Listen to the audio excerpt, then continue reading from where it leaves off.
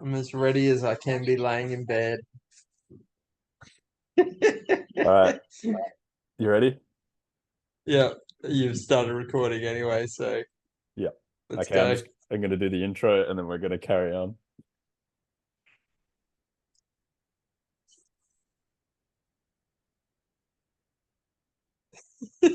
Just making you laugh already. All right, here we That has to be included.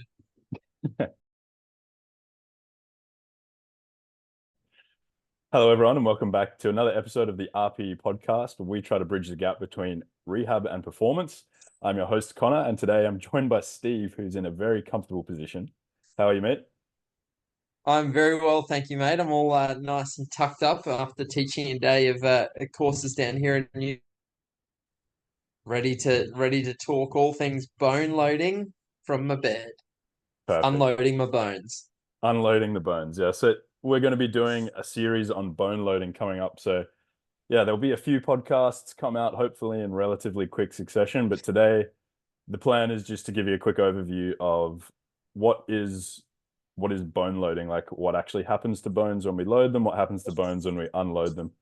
And you'll get some beautiful pictures of Steve in the making, I'm sure. So I think I'll put this up on YouTube, mate. I reckon it's going to get quite a few Good. clicks. Nice. I like it. I like it. So hopefully for the listeners by the end of today, they have an idea of kind of what happens when we do exercise, what happens to bones. And then we'll make a little heuristic or a mental shortcut table at the end, which we'll link in the description.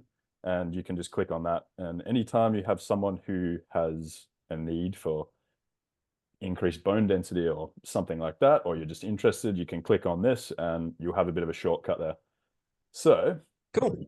And let's I reckon also like it's also when you're actually just dealing with like pathologies related like bone stress injuries, that type of stuff. It's not a bad place to start, just like Mhm. knowing these heuristics Yeah. with the caveat that like we also the scientific literature community knows very little about bone adaptation in humans still. I'm going to put out there that I'm willing and happy for this podcast to change multiple times over the next 10 years, and hopefully it does. Yeah, I hope so too. Because yeah, I did a bit of research into this podcast, and it was pretty hard to get anything definitive. And even the It's stuff that underwhelming at best. you'd be surprised how much study they've done on this in rats, though. Like And birds, chicken, birds, so weird. chicken wings. They Yeah, just vibrate little chicken wings in like little like load cell things where they hold one end at one and one end at the other, and then they just like vibrate these little chicken wings and like see how their bones grow. So yeah, but I mean ethics. It's hard to like you know vibrate a human basically like what do they call it when you stab someone's like bone and do that and you biopsy. take out yeah, but like yeah, like a bone marrow kind of yeah. Apparently it's super painful, so I don't think you can do them too often in ethics. Yeah. So So yes, everything that we're doing, caveat is that like that is where a lot of the researchers come from, and the longitudinal data is like then it seems to line up with the longitudinal data that we have of like how people adapt in runners and everything when you trace them like over a long period of time. But again, like it's not super like well thought out yet or well lined out where I'd go, yep, this is a fundamental truth of the reality of the world. yeah. So having said all of that, there is still some basis to what we're going to say. Hopefully it Oh, changes. Hopefully 100% there is. Yes. hopefully it becomes more strong in the future. But yeah, today the goal is to just give you a 10, 15-minute little snapshot into kind of bone loading, what do. So Sounds first good. we'll talk This about is a how pragmatic. You can still use it. pragmatic for sure. Yeah. So first we're going to talk about how bones operate in healthy individuals. So bones are made of 95% osteocytes, so bone cells, and the rest is osteoclast, osteoblasts, and bone lining cells. Bone is constantly undergoing modeling and remodeling in response to the environment. More often, disturbances in loading and the environment lead to decreases in bone mineral density and increase in fracture risks. So how it works is osteocytes will detect a mechanical strain stimulus, and this will activate either osteoblast or osteoclasts. So stimulation seems to be a biochemical response from loading, or the fancy word would be piezoelectric effect. So that's how like clap lights work, isn't it? They Yep. Yeah. 100%. Yeah, Yep. that was super when you read all that, like I had to synthesize all this research for like my courses, and yeah, like it when I used to be a Sparky and like Mm. piezoelectric lighters and all that type of stuff, and just like, oh wow, okay, that's how this stuff works. So It's like essentially, crystals that detect basically electrical activity and turn it into like, you know, light. further electrical activity, and yeah. Yeah. So this in the bones happens in three stages. We have absorption, transition from bone absorption into bone genesis, and then bone formation by osteoblasts. This kind of doesn't happen just like one after the other. It's like a dynamic balance, so they get homeostasis. I don't know if you've seen that meme with like I'm just off to watch the rock paper scissors simulation tournament, and it's just like the rocks kind of come in, and then the Oh, scissors I have scissors seen like that actually. Yeah. that's kind of Yep. how I think about this. And then eventually, like it all just kind of It's all balances happening out. at once, and then one of them ends up winning, kind of thing. Yeah. Yep. And Yep. hopefully for it's the blasts win and not the or the blasts win and become the sites rather than like the Hmm. class taking over and just becoming calcium leached into your blood for you to be able to contract your muscles. Bone Hmm. stress injury. Yeah. So Actually, we got to go. Like, I don't know if that was in the outline, but that is actually a really important thing to go into. bone stress injuries. Yeah, we'll get Yeah, well, into it. like that's basically what's happened. Class are just like, hey, I'm just gonna leach all this calcium out because you just keep on doing shit. So the best adaptation I can think of doing is just to, take the calcium out of my bones to make my muscles contract. Hmm. So Probably not the best thing that you could do. no, definitely not. And we'll get into all of that. So the bone modeling cycle begins with an initiation phase, which consists of bone resorption by the osteoclast. So they start the phase, but then bone formation happens by the osteoclasts in two phases. There's a transition phase or a reversal phase. So sometimes the osteoclasts, when they've picked up some of those minerals, the osteoblasts will kind of grab them and turn them back into bone.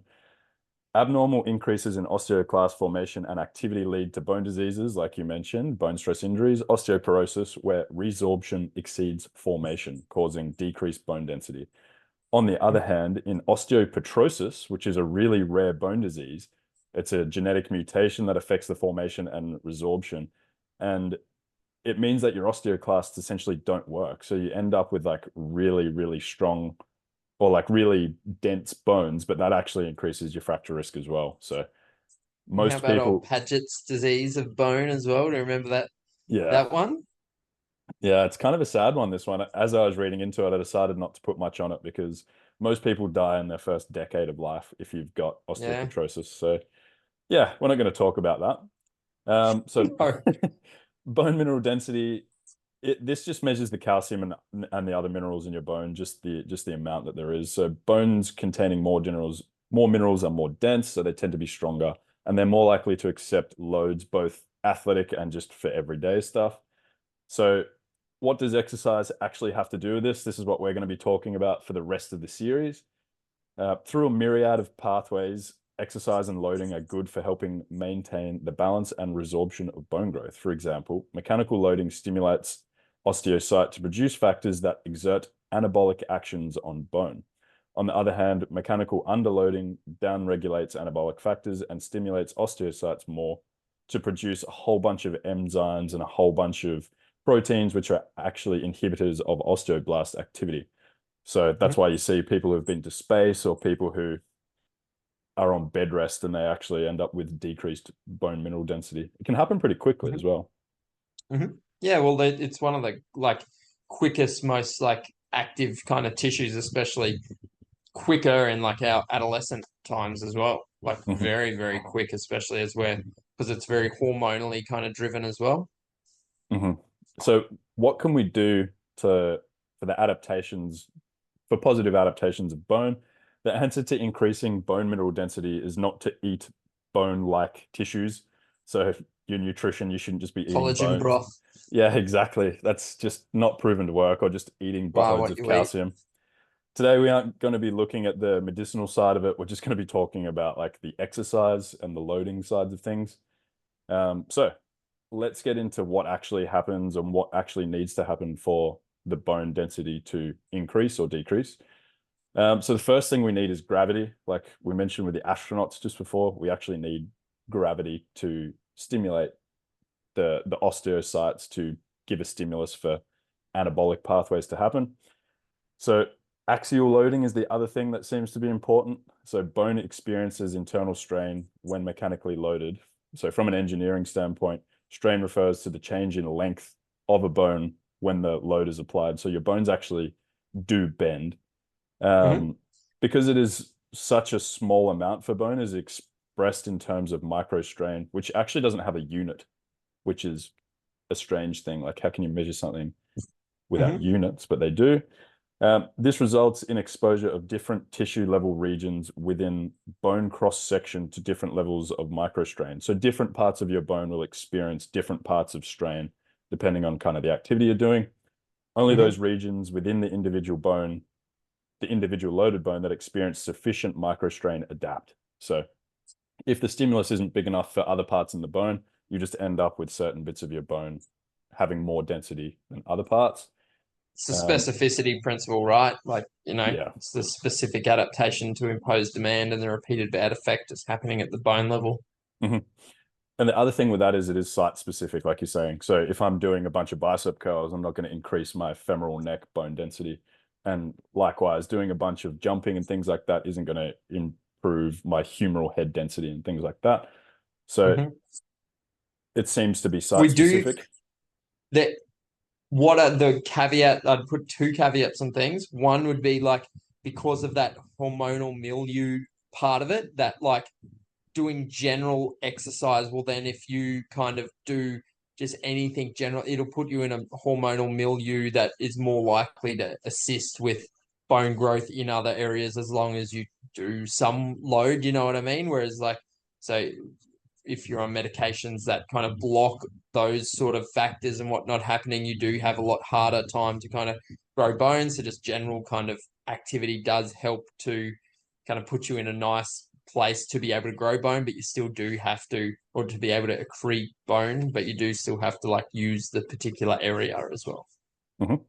And the other one would be that the gravity thing was that in space now, like they do the ones where they have just like concentric only both way loaded. So they do like Hydraulic it systems. presses one way and yeah, hydraulics. Yeah. So you press one way. So say you do a bench press, you press out and then you pull back. And then instead they're using like the internal muscle forces to like the torque that's being created across a bone segment to create the bending force on the bone rather than, inertial momentum, gravity. Mm-hmm. And obviously, you're not getting as much there as what you would on Earth, just from like being No. sat or being stood or something, or even lying down, you're probably getting more Yep. regularly than that. So Yep. it's a good way to 100%. probably minimize it, but it's not a good way to kind of stop all sorts of No. bone degradation. Yeah, they Um, need like 10 days or something when they get back to Earth. yeah, yeah. It's actually if you're interested in it, I can put some links in the description here because the astronaut studies on bone density are actually they're pretty cool. Yeah, really cool. Okay, so we got site specific. We need a bit of gravity. We need adequate loading to get some bone mineral density increases. So what type of loading do we need? You mentioned that we need in space they do the hydraulic stuff, but on Earth it seems that high magnitude, low frequency and low magnitude, high frequency both have a positive effect on bone density. So if you're doing something maximally a couple of times, or if you're doing something sub-maximally a lot, it seems to have a similar effect. However, I only care about the space loading. but bones actually desensitize or become able to deal with repetitive loading much quicker. So they lose Mhm. 95% of their mechanosensitivity after only like 20 to 30 back-to-back loading cycles. So if Yep. you are doing a run after kind of 20, 30 steps, any kind of extra bone loading that you're doing is probably not like a positive stimulus in terms of bone loading.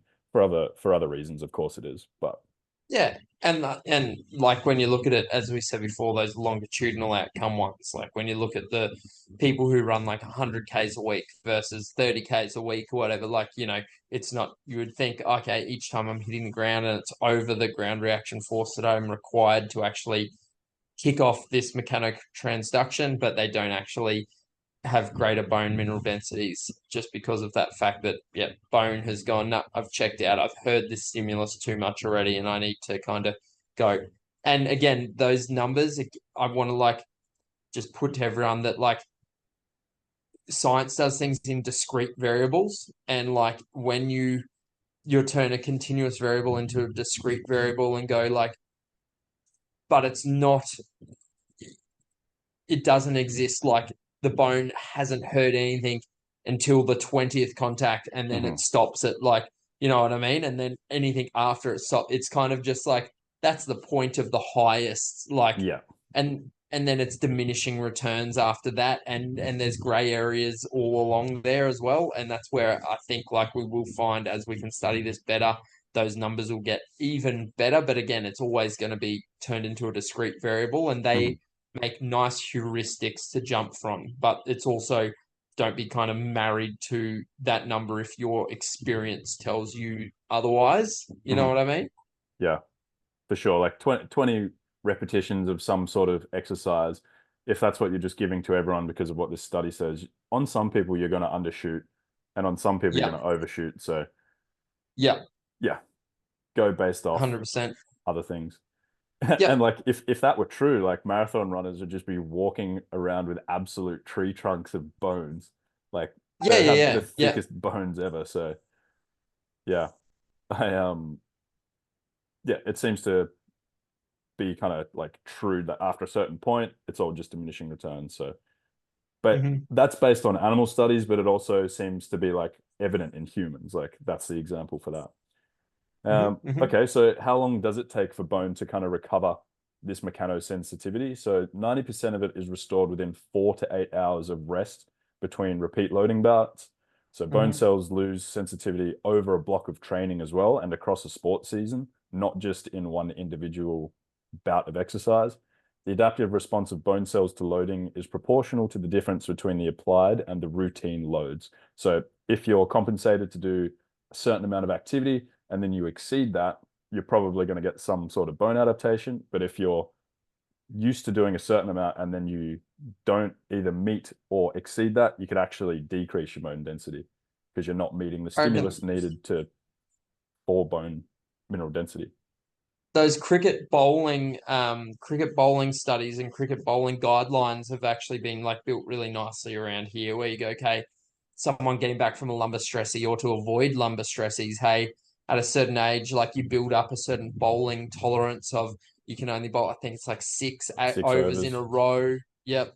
And then you kind of got to have a rest and resensitization phase, and you might come back in the afternoon and you can bowl another certain amount. And then as you have done that for a certain length of time, that increases, 6 sixes on average, 36 Hmm. kind of reps, 36 lumbar rotation and extension to flexion kind of reps. And then it kind of builds over time. And that's the general idea that they're kind of going in this. From my understanding, it was more that 20 to 100 kind of zone that they're trying to fit in between. Hmm. So 20 being a kind of bottom end, 40 being a middle, and kind of 100 being a kind of a top end that they're trying to kind of hit per, and they're kind of landmarks early on. They're hitting around that 20 to 30, 36 kind of, or 18 to 36 kind of balls, and then they're hitting kind of a higher zone in the middle, and they're building exactly like you said. Because if you just only ever do 18 or 20 bowls, well then, You're not going to yep, adapt. sweet, you've adapted. Yeah, exactly. But you're not going to adapt. So then you have to build up to that next level. Then you have to build to the next level. But it has to be done in this like gradual and broken up bit. Yeah, and that's a perfect segue into like the last bit of this today, which would be how do we track this, like with leading and lagging indicators and things like that. What they've done in studies so far is they've actually shown that periodization can be used to improve bone cell mechanosensitivity. So particularly in individuals participating in year-round sports such as distance running. Bone adaptation was compared between groups that received either continuous loading for 15 weeks versus a periodized approach of 2 5-week blocks separated by a 5-week rest block. Despite receiving 1/3 less cumulative load, bone adaptation in the periodized group was greater since the rest period restored mechanosensitivity prior to the recommencement of loading.